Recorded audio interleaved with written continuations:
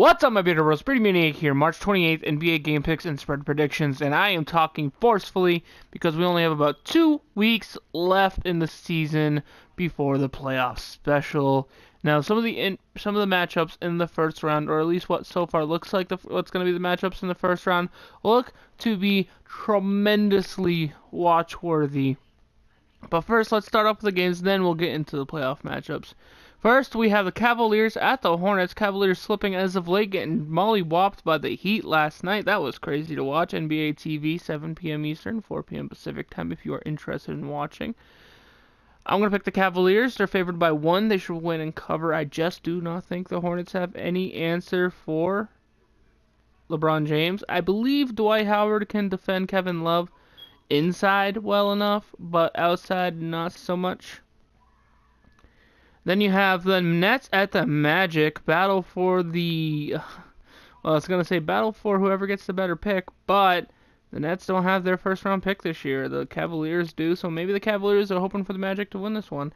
I'm going to pick the Nets here to win this one. They're favored by 3. They're half a game ahead of the Magic, so a win here would probably steal the Magic's chances at a higher odds at the top pick over the Nets, I should say. Spencer Dinwiddie's my man. I don't want to pick against him in a matchup against the anemic Magic.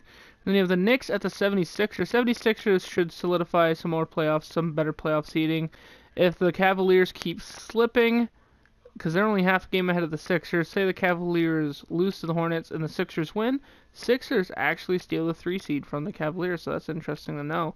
12.5 point favorites. I think they win and cover that spread as large as it is. I don't think the Knicks have the athleticism to match.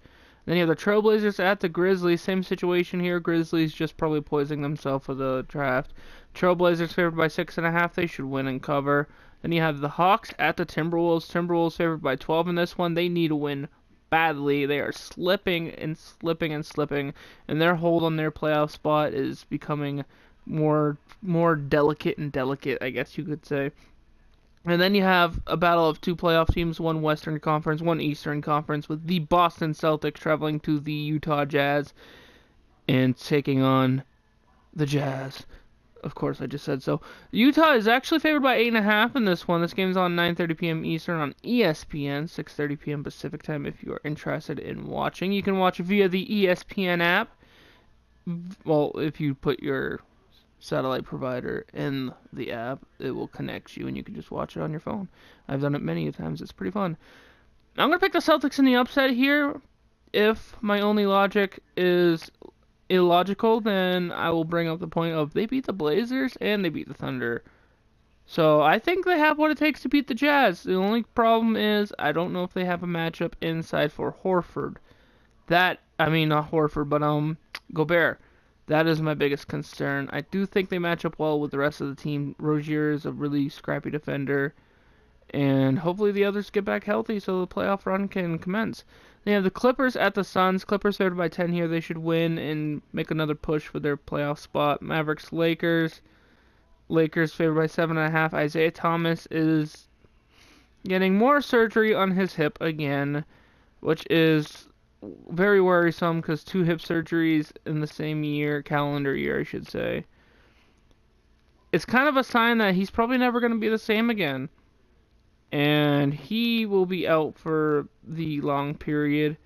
As much talent as the Mavericks have, I think they have more to lose if they win this game than if they lose this game. Like I said before with the Suns, I think the Lakers win this one. They should cover.